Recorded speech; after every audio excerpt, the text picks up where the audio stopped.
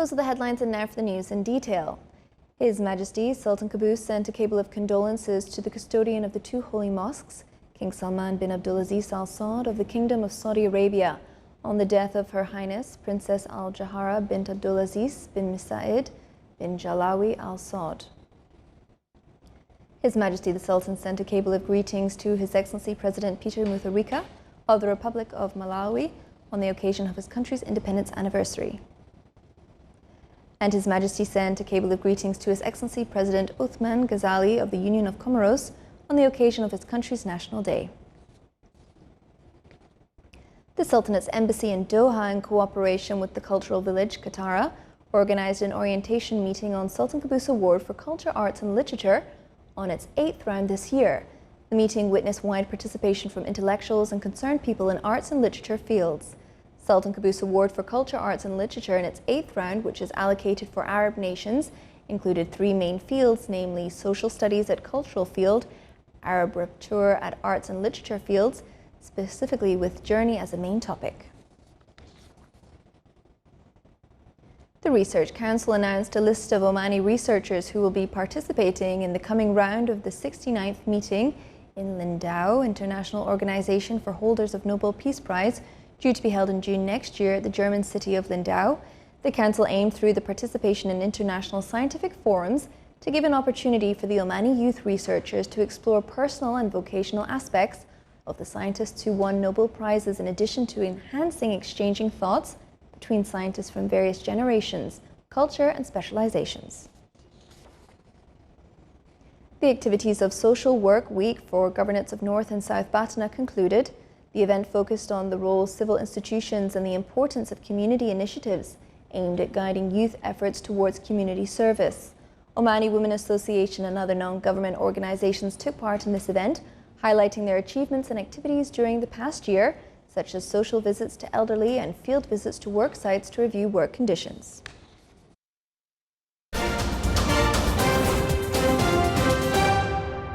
Sudan's ruling military council and a coalition of opposition and protest groups have agreed to share power for 3 years and then hold elections, in a deal that brought thousands of people onto the streets to celebrate. The deal has revived hopes for a peaceful transition of power in a nation plagued by internal conflicts and a deepening economic crisis in the wake of nearly 3 decades of rule by Omar al-Bashir, who was ousted in April. Relations between the military council that took over from Bashir and protest groups broke down when security forces killed dozens of people holding a sit-in on June 3rd. But African mediators brokered a return to direct talks following huge protests against the military on Sunday.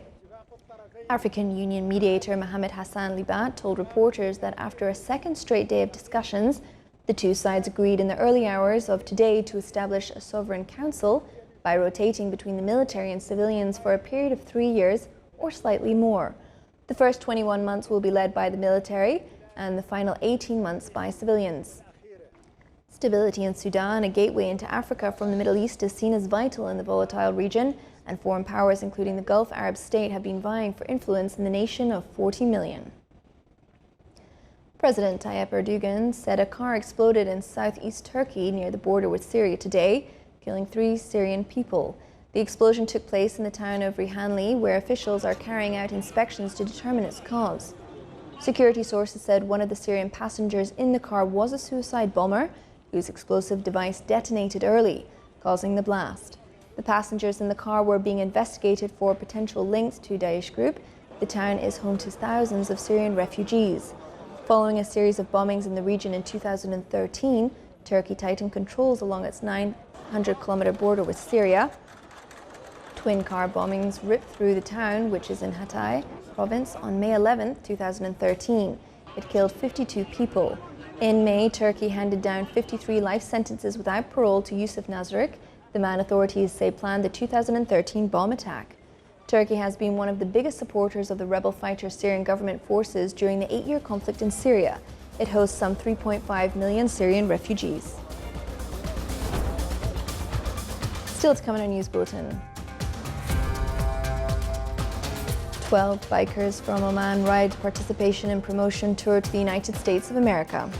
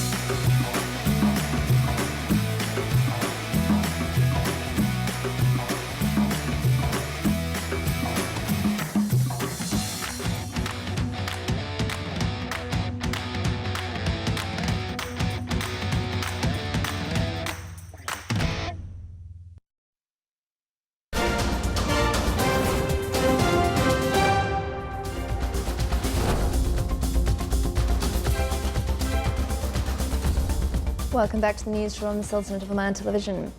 In a new achievement, Shabab Oman 2 ship won the first place in the long sailing race in the city of Aalborg in the Kingdom of Denmark. It is considered as the most prestigious award at the race level, which started from Holland and ended in Denmark. The Shabab Oman 2 ship also won another 2 awards in the Maritime Festival, the most elegant ship in the festival and the best international ship participating in the festival. The ship's participation in the festival comes in the framework of its international journey, the Masts of Glory and Peace, in which it visited a number of European seaports. The election committees in the Wilayas will announce on Sunday the preliminary list for candidates of the Shura Council membership for the 9th term in prominent places at the offices of Their Excellencies the Walis. The Ministry of Interior announced a period for objection on nominations in the list within 5 days from the date of its announcement. The request should be addressed through the elections website, www.elections.om. The National Youth Committee organised the 6th Tawasul session that aims at discussing young women's skills and talent development, as well as the challenges they face. The sessions are periodic dialogue sessions in which Omani youths and National Youth Committee members discuss and address youth issues, concerns and aspirations. The ideas, feedback and proposal that came from the sessions are discussed and then reviewed by the National Youth Committee to integrate them as part of the NYC initiatives or refer them to other relevant authorities to take further action. The session comes as part of the committee's sustainable project Youth Dialogues under Citizenship and Affiliation Programme. 12 bikers from Oman riders participated in an 8,000-kilometre long tour in the United States of America.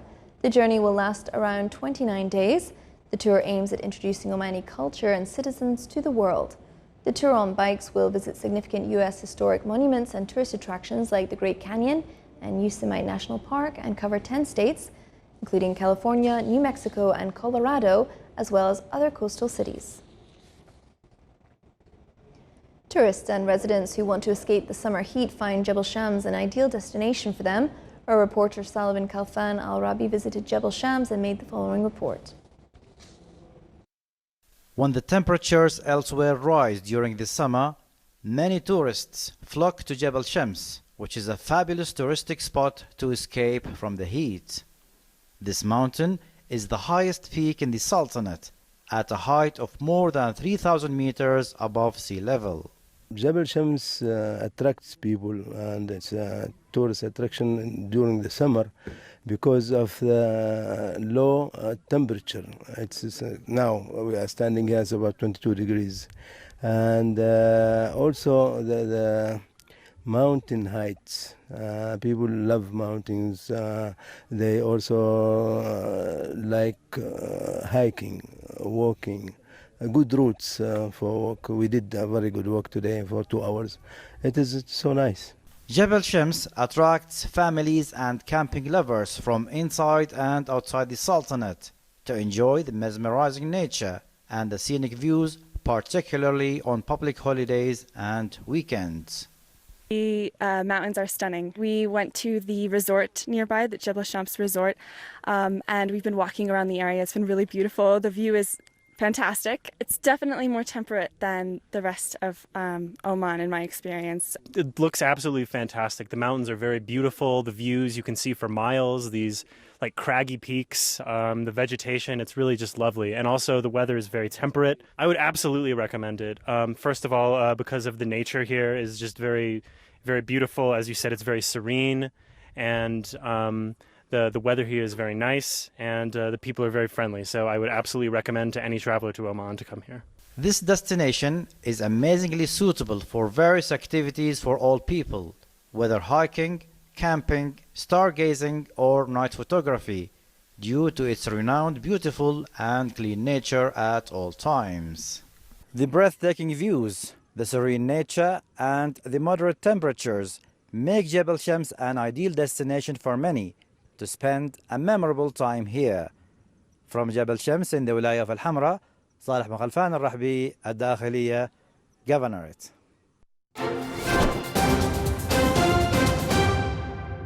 Now for the general weather forecast around the Sultanate. Clear skies will prevail over most of the governorates, with chances of low cloud and fog late at night and early morning over the coast of the Arabian Sea, Clear to partly cloudy skies with chances of intermittent drizzle are expected over the governorates of Dhofar, and winds will be southeasterly light to moderate, and seas will be moderate with a maximum wave height of 2 meters.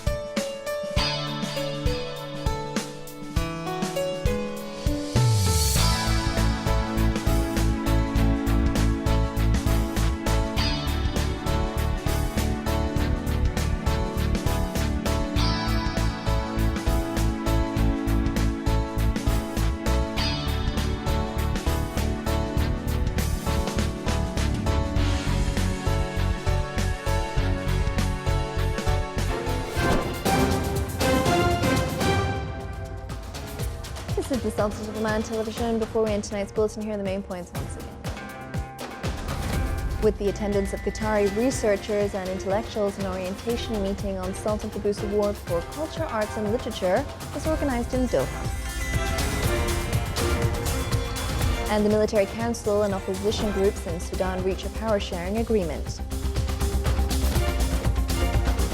With that, we come to the end of tonight's news bulletin. From all of us here at the newsrooms and the studio, good night.